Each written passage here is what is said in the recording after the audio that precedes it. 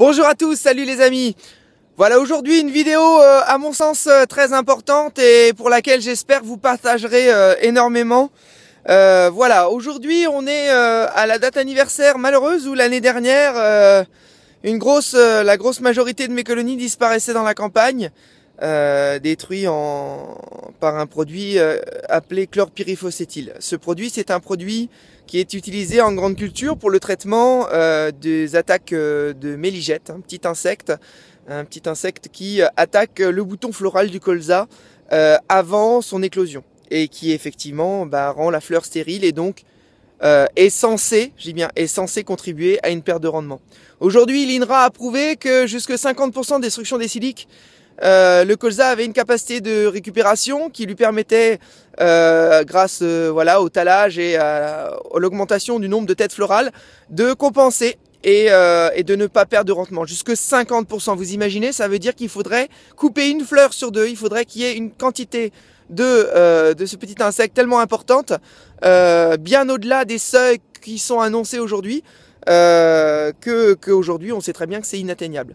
Donc voilà pourquoi depuis des années les agriculteurs se sont mis en quête de nouveaux systèmes d'exploitation et c'est pour ça que je vous emmène aujourd'hui au cœur d'un champ de colza. Ce sont les nôtres puisque ma femme a repris l'exploitation familiale et pour vous montrer que le colza ce n'est pas que du danger. Le colza ça peut aussi être une culture qui est effectivement gérée correctement et qui permet de conserver sa faune et sa flore. Sa faune, surtout au niveau son entomofaune et ses insectes pollinisateurs. La méligette est un insecte pollinisateur à la base qui se nourrit des pollens de colza. Alors, les pollens, vous voyez, ils ne sont présents que lorsque la fleur est ouverte. La méthode agronomique la plus simple pour faire en sorte qu'une fleur aujourd'hui soit ouverte au moment de la naissance des colonies de méligette est de semer au moment du semis, donc on est au mois de octobre, lorsqu'on sème les colzas, d'intégrer dans cette semence de culture, ce qu'on appelle, c'est-à-dire le colza qu'on va cultiver pour faire un rendement, on va intégrer des graines de colza hâtives. L'avantage de ces graines, elles vont fleurir une dizaine de jours avant le colza de culture, ce qui va correspondre au laps de temps où la méligette est potentiellement dangereuse, c'est-à-dire où la méligette a besoin de manger parce qu'elle est en plein développement, mais que les bourgeons et les têtes florales sont encore fermés.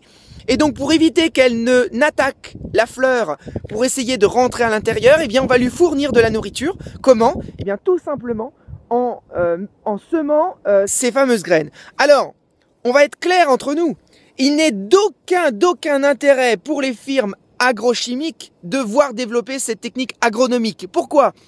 Parce qu'il faut bien se dire qu'aujourd'hui, la semence de colza hâtive, aujourd'hui dénommée Alicia, c'est celle qu'on utilise nous dans nos champs, cette semence a une valeur de 4 € hectare. C'est ce que ça va coûter à l'agriculteur. 4 € par hectare, d'accord? Contre un traitement plus mise en place du traitement confondu, va avoir un coût entre 20 et 23 € hectare. Vous comprenez bien qu'il est bien plus intéressant pour une firme agrochimique de vendre un produit à X € le bidon plutôt que de mettre une semence qui ne permettra pas de mettre ce fameux produit. Alors, le chlorpyrifos-éthyle, on en revient.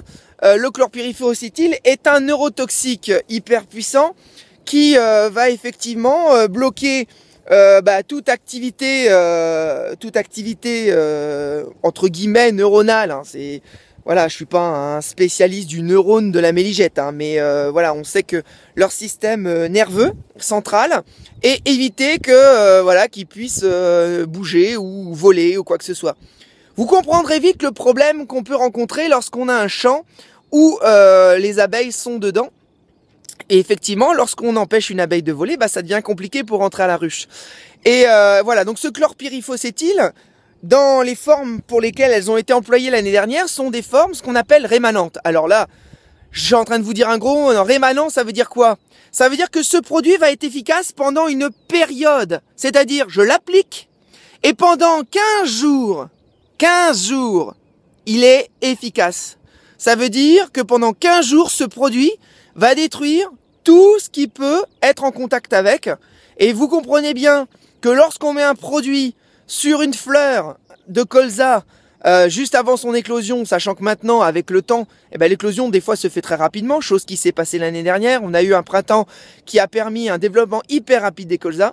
Le produit était encore efficace, les fleurs étaient là, le produit était dedans, les abeilles sont arrivées, elles y sont restées. Alors, moi je vous dis ça, attention, hein, pour tous les baveux qui sont derrière leur téléphone, leur dire ouais n'importe quoi, c'est pas de chlorbirifosétile. Hein, il y en a quelques-uns comme ça. Il n'y a pas que des intelligents dans l'agriculture, mais il n'y a pas que des cons non plus, hein, je le précise. Sinon je serais pas là aujourd'hui. Mais pour vous dire, j'ai envoyé mes abeilles dans un laboratoire, hein, un laboratoire spécialisé en études voilà, d'abeilles mortes, et le résultat était sans appel. Sans appel. Chlorpyrifosétile, je connaissais même pas cette molécule avant qu'on me l'annonce, d'accord? Donc voilà, donc comment on a fait? Eh bien, on est le berger des abeilles. Vous voyez mon travail sur les marchés. Voilà, je suis passionné par mon travail. Vous voyez aujourd'hui mes vidéos de plus en plus nombreuses. Mon travail, c'est aussi de travailler en amont. Le berger des abeilles, il est là pour protéger. Tel un berger protège ses moutons en essayant de se prévaloir voilà, de ce que peut arriver avec un loup dans une forêt. Eh bien, nous, on va faire pareil. Sauf que le loup, il peut être là. Juste là, dans ces fleurs. Dans ces milliers d'hectares de fleurs qui sont en même temps inévitables. Inévitables parce que présents sur tout le territoire. Donc comment on fonctionne, comment on travaille? On va travailler avec cet Alicia. On le sème, 100 000 graines. Un paquet, c'est 100 000 graines pour 1 million. 100 000 graines pour 1 million. Ça va nous permettre d'avoir en gros 3-4 fleurs par 1 mètre carré. C'est à peu près ça. C'est ce que j'ai constaté, hein. J'ai voulu vous prendre une vidéo il y a de ça 3-4 jours où il y avait que l'Alicia qui était en fleurs et on voyait très bien. J'ai eu des petits problèmes de téléphone, j'en suis navré. On recommencera peut-être l'année prochaine pour vous montrer bien l'impact incroyable de l'Alicia. Donc du coup cette Alicia va fleurir plus tôt. Les méligettes sont sorties, elles vont chercher la fleur de colza. La fleur de colza c'est jaune, tout comme l'abeille, elle cherche le jaune. Donc quand elle va sortir, elle va directement aller sur les fleurs. Donc ces méligettes vont se concentrer sur les fleurs d'Alicia. C'est tellement impressionnant que lorsque vous allez dans un champ où vous avez semé de l'Alicia, vous faites le tour de vos bourgeons, vous ne trouvez pas de méligettes dans vos têtes florales, hein, je vous montre une tête. Bon, celle-ci c'est une petite tête, vous voyez ? Une belle petite tête. Voilà, là vous avez une tête qui a un stade de développement avancé. Hein, là on est au stade voilà, début d'éclosion et la tête est en train de se développer. Et voilà, donc on a ces têtes-là. Et dans l'Alicia, c'est un ratio démontré, vous irez regarder sur les catalogues fournis par les coopératives, c'est un ratio de 1 pour 25. Ça veut dire lorsque vous trouvez un méligette dans votre colza de culture, vous en avez 25 sur votre Alicia. Ça vous fait bien comprendre que effectivement, cette Alicia est très important pour canaliser ces méligettes-là. Alors, il y a un deuxième intérêt à ne pas traiter, au-delà du fait, effectivement, de conserver ces abeilles, c'est que ces méligettes sont un pollinisateur naturel. Aujourd'hui, l'agriculture moderne cherche à faire du rendement, à améliorer les rendements, à toujours avoir un quintot de plus que le voisin. Eh bien, aujourd'hui, la méthode la plus intelligente pour avoir un quintal de plus que les voisins, eh bien, c'est tout simplement de conserver ces pollinisateurs. Donc, aujourd'hui, voilà, vous avez cette méthode. Méthode Alicia, on peut la mettre de deux manières différentes. La première méthode, c'est celle que nous avons utilisée, la plus simple, je dirais, la moins contraignante pour un agriculteur, c'est de la mélanger dans son semoir. On va la mélanger en même temps que son colza de culture et on va la répartir un peu partout dans le champ. Maintenant, on sait très bien que la méligette a tendance à hiverner lorsque il y a une présence de haies, de bois, de forêt, à aller hiverner dans ces bois et ces forêts. Et donc, si vous avez un champ en bordure d'un bois, d'une haie, haie vive ou quoi que ce soit, n'hésitez pas à utiliser cette deuxième méthode qui est un petit peu plus contraignante, on va dire contraignante entre guillemets, parce qu'un coup de semoir ça va quand même vite, c'est de mettre votre colza de culture et de mettre l'Alicia sur la fourrière, mais en concentration beaucoup plus importante. C'est-à-dire que vos méligettes, lorsqu'elles vont sortir des bois, des haies, vont tout de suite se concentrer sur la fourrière, et fourrière ou fourrière, enfin, voilà, il y a encore des mots que je maîtrise pas bien, mais fourrière ou fourrière, c'est ce qui va vous permettre effectivement de canaliser vos méligettes. Alors, on canalise les méligettes, on les conserve, On permet aux abeilles d'être en pleine santé parce que là, je vais vous dire une chose. Il y a quelque chose qui ne trompe pas. Nous, apiculteurs, lorsqu'on est autour d'un champ de colza et qu'on sait que ce champ de colza va mieler, on le sait pourquoi? Parce que la plante appelle son pollinisateur. Appeler son pollinisateur, ça veut dire quoi? Ça veut dire qu'elle va émettre des odeurs, et ces odeurs, on peut les percevoir. Vous savez, cette odeur de chou que vous sentez parfois dans les champs, cette odeur de chou que vous avez, c'est ni plus ni moins que la plante qui va émettre cette odeur pour attirer son pollinisateur. Et bien sûr, vous comprendrez que là, j'ai toute ma place parce que, en termes de pollinisateur, avec mes abeilles, je pense que je suis bien placé. Donc aujourd'hui, on est sur les terres familiales, on est sur les terres de ma petite femme, que je remercie, que j'embrasse, l'amour de ma vie. Et cette petite femme, voilà, a utilisé cette méthode comme beaucoup d'autres agriculteurs aujourd'hui dans le secteur.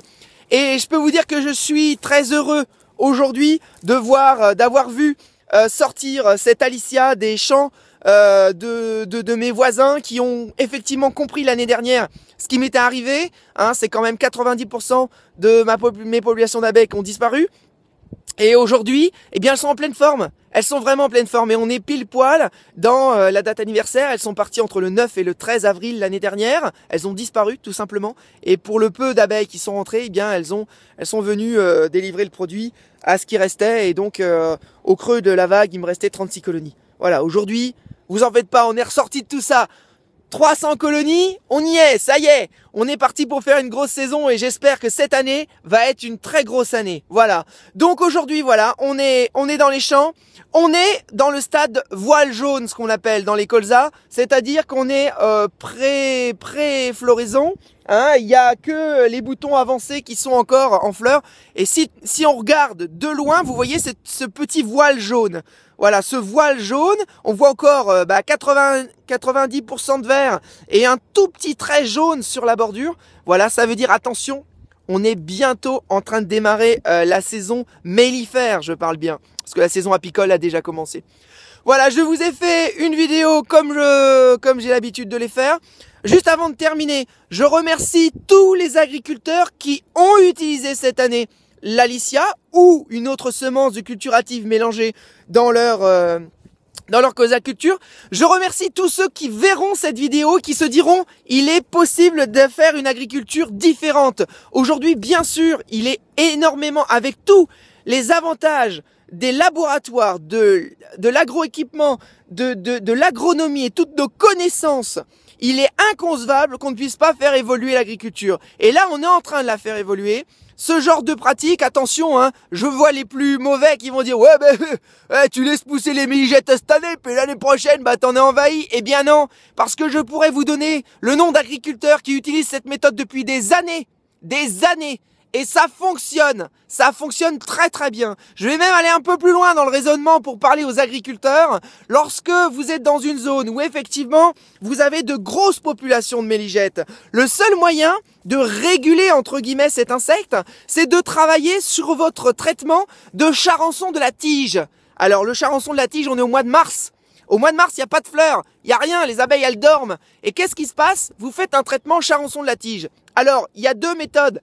Il y a celle qui dit je traite le plus vite possible, comme ça c'est fait. Sauf que si vous attendez, quand vous faites votre traitement de charançon, que vous surveillez bien votre champ et que vous surveillez bien le moment où vos charançons sont en train d'arriver sur vos champs et que vous traitez au moment opportun, vous allez reculer la date du traitement. Et si vous reculez un petit peu la date du traitement de vos charançons de la tige, vous allez commencer à attaquer les colonies de méligettes. Alors, si vous êtes dans des zones effectivement à forte concentration de colonies de méligettes, ça peut être un moyen de réguler à la base au mois de mars, quand il n'y a aucune fleur, quand il n'y a pas d'abeilles dans les champs, voilà, de réguler ces populations. On peut travailler autrement. On peut faire une agriculture différente aujourd'hui. Nous, on est parti. C'est parti. Moi, apiculteur, ma femme, agricultrice céréalière. Et je peux vous dire que tous les deux, on est main dans la main pour faire avancer notre système. Je vous fais de gros bisous. Partagez un maximum cette vidéo, je vous en supplie. Faites en sorte qu'on n'ait plus des catastrophes comme ça. Parce qu'attention, moi je suis dans le nord, mais dans le sud de la France, c'est encore pire. Ils sont vraiment dans des conditions vraiment incroyables. Il y a des zones où carrément toutes leurs abeilles disparaissent et c'est vraiment inadmissible. Partagez un maximum cette vidéo, je vous en supplie. Partagez-la pour montrer qu'il est possible de faire autrement. Voilà, je vous embrasse bien fort les loulous et à très vite, à très bientôt sur les marchés pour ceux qui veulent me rencontrer. Bye!